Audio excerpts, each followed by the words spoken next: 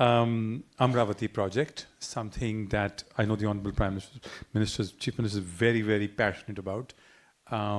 It could be, or should be, India's first ground-up AI capital, full of technology, built on the best plans, sustainable, everything that we can dream of. So if you could tell us a little bit about the vision behind the Amravati project, also called Amravati.ai, which is a very interesting subtitle for a capital city. How is it going and what is the vision?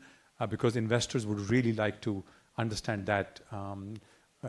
It'll be a state, a capital that will compete with several very important capitals in the south. With other capitals in the world.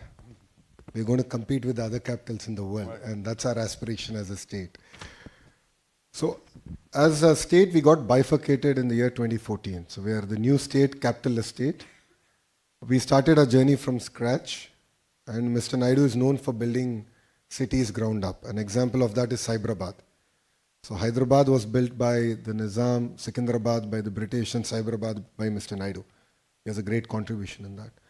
So, he's known for it, and he brought the same vision, but he said, let's do this from scratch, and a completely green field. And the beauty of this project is not just the technology bit, but the human angle, where not even an acre was owned by the government, it was owned by the farmers. So we pooled the land from the farmers, where developed land went back to the farmers. So how do you make farmers part of this growth, the economic growth that we're going to deliver? So and that's very unique in that sense. And we started off with that project. It is going to be India's world-class city. It's going to be all green powered. It's a city that's going to have district cooling system. Like how you have power, water coming and gas coming home, you'll actually have air conditioning coming as service.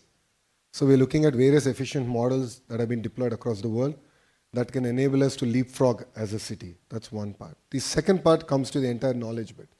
If you look at it, we already have India's premier institutes like SRM, VIT, already having campuses there, and they're creating world-class students, faculty coming out of that area, and more campuses are going to come.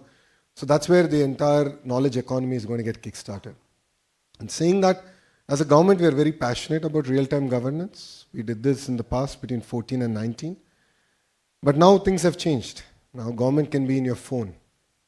So why should you go to office? And single question is that. So when you push a button, you're able to watch a movie. When you push a button, you're able to get a cab or groceries or lunch or dinner. Why can't government be that responsive? And that's a straight question that I get asked by the Honorable